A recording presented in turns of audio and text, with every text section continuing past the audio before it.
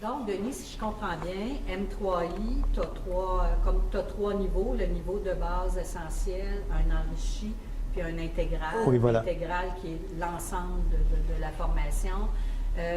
Moi, j'ai une question qui me préoccupe, c'est ça s'adresse à qui, M3I Supervision? À quel type de gestionnaire? À nouveau, ancien? Ça s'adresse à qui?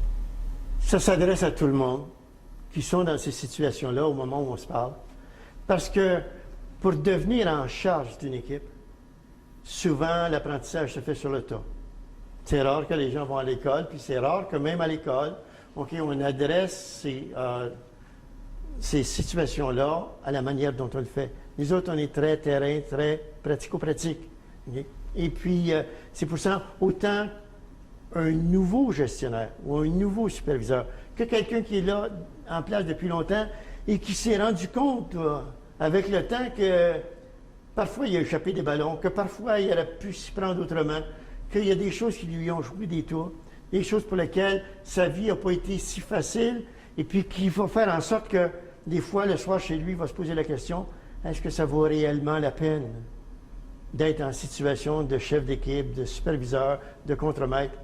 Parce que, dans le fond, avec toutes les complications que ça me donne de gérer des personnes, parce que quand on demande à des gens quelle est la principale difficulté qu'on rencontre, puis de combien de fois on entend gérer du monde. Gérer du monde, c'est compliqué. Pourquoi? Parce qu'on n'a pas le bon réflexe.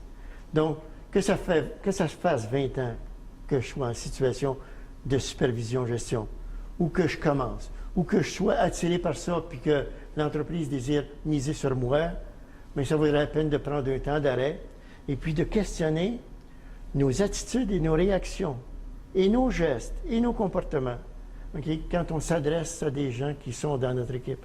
Est-ce que je vais les rejoindre là où ils sont, ou est-ce que je leur demande d'agir à ma manière à moi? Donc, c'est ça, le programme. Il est subdivisé en 3 sections, comme tu l'as mentionné tantôt, ou 3 niveaux. Pourquoi? Parce que dans un premier niveau, on développe du réflexe. C'est ce qu'on appelait à l'école autrefois le behavior modeling. On dit dans telle situation, si tu agis de telle manière, ça va être plus porteur que si tu agis autrement. Okay? Par exemple, devant tel type d'individu, okay? Par exemple, ceux qui agissent à la manière d'imagination, émotion, qu'on appelle les artistes explorateurs, okay? Ils ont besoin d'encouragement à l'occasion. Donc, c'est marqué ici, là, encourager son interlocuteur à s'impliquer dans les discussions. La grande question qu'on doit se poser, c'est est-ce que je le fais? Puis est-ce que je me considère habile là-dedans? Puis est-ce que je suis aussi habile que la majorité de ceux qui nous servent comme benchmarking pour faire des choses? Le deuxième niveau, le niveau enrichi, c'est un niveau où on commence à faire de l'introspection. Comme on utilise l'expression à l'université où on parle de l'approche réflexive. Et ici, c'est une approche de développer des réflexes pour que quand je suis pris dans le coin, je suis obligé de réagir vite. Et puis c'est là que les gens sont souvent malheureux.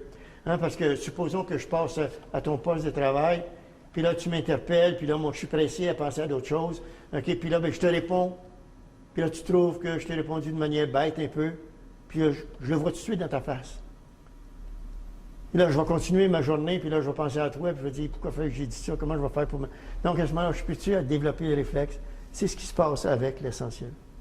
Avec l'enrichi, OK, ce niveau-là, quand je dis que c'est l'approche réflexive, on amène les gens à se questionner et à analyser leur propre situation, à analyser leur propre équipe, à vérifier comment ils se prennent pour prendre des décisions, à vérifier jusqu'à quel point leur façon de s'exprimer quand ils donnent une directive, quand ils transmettent une directive, va rejoindre les gens de leur équipe, parce qu'ils la connaissent, leur équipe, et leur équipe est constituée de différents individus ayant des dominantes de personnalité différentes.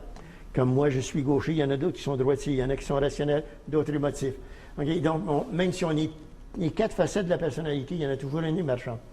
Et dans la dimension, c'est-à-dire au niveau intégral, mais là, à ce moment-là, c'est comme si on était dans une position à l'intérieur de notre équipe où on va non pas juste exécuter ce qui nous a été demandé, mais aussi faire avancer notre équipe plus loin. Donc, par exemple, des réunions, OK? par exemple, fixer les objectifs et les priorités. Je peux les fixer à mon niveau, mais des fois, je peux les fixer sur des plus grands enjeux. OK? J'ai pas, quand je suis en situation de supervision, OK, puis j'ai un rôle de chef d'équipe, je ne suis pas nécessairement la personne qui va faire des réunions, OK, conventionnelles d'évaluation de performance. Ça va être le gestionnaire qui va le faire. Mais à ce moment-là, moi, je vais progresser dans ma carrière, OK, dans mon rôle, dans l'organisation. C'est pour ça qu'on s'en va à un autre niveau. Et je devrais vivre des changements, même si je devrais, OK, introduire aussi des changements. Donc, à ce moment-là, c'est plus un niveau complémentaire qu'on va faire ça.